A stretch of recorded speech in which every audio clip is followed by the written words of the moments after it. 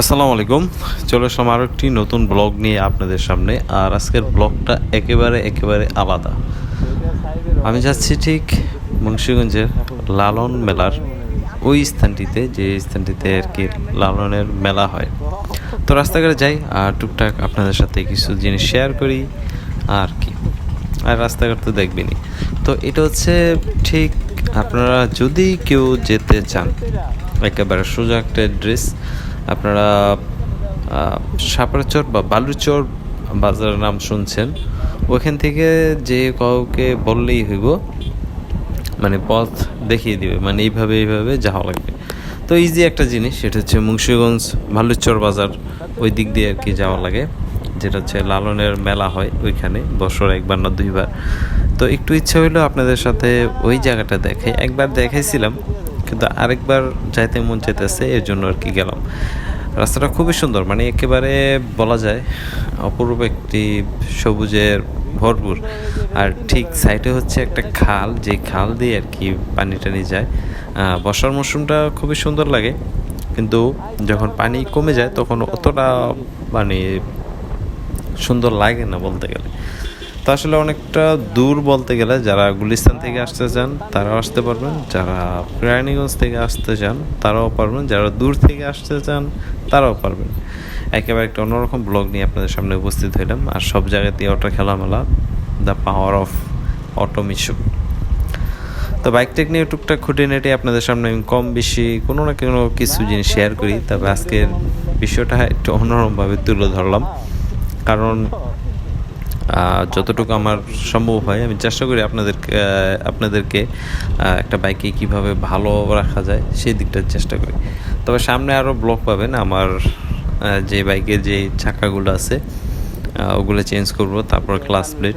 তো ওই জিনিসগুলো আমি পুরোটাই ভিডিও করার চেষ্টা করব আপনাদের দেখানোর জন্য, যেগুলো আপনারা নিজেরাই অনেক কিছু পারবেন। তবে চাকাটা আর কি নিজে চেঞ্জ করা যায় না, ওটা মিস্ত্রি দিয়ে চেঞ্জ করা লাগে। আর ক্লাস প্লেটটা যদি একটু চেষ্টা করেন হয়তো ট্রাই করে দেখতে পারেন। আচ্ছা, ওইটা হইতেছে পরের সাবজেক্ট। তো কথা বলতে বলতে অনেকটা দূর কিন্তু চলে আসছি আমি। রাস্তাটা অতটা পাশ না, খুবই চেপা একটা রাস্তা, তবে ওরকম একটা গাড়ি চলাফেরা নাই বলতে গেলে, আপনারা যেরকম দেখতেছেন।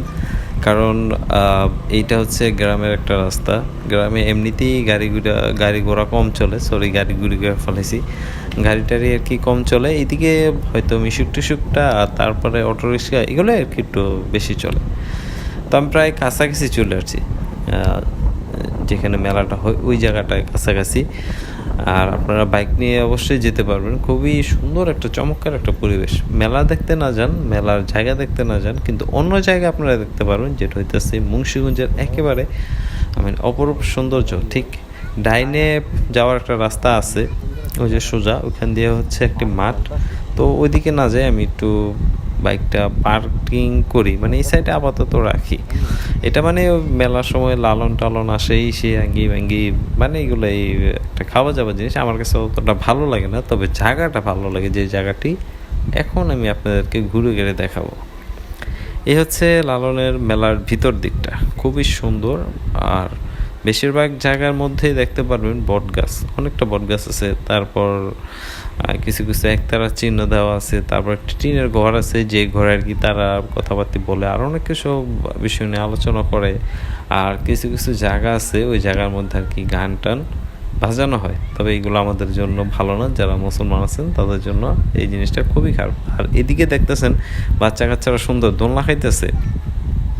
আমি অনেকক্ষণ ট্রাই করছিলাম এদেরকে ভিডিও করার জন্য, আসলে ওইভাবে করতে পারি নাই, কারণ যখনই ক্যামেরা অন করি তখনই তারা আউট হয়ে যায়। আর যেই ঘরটির কথা বলছিলাম, এই হচ্ছে সেই ঘর যেখানে অনেক কিছু থাকে। তারপর এগুলো হচ্ছে একটা একতারার মতো ঘর দেওয়া।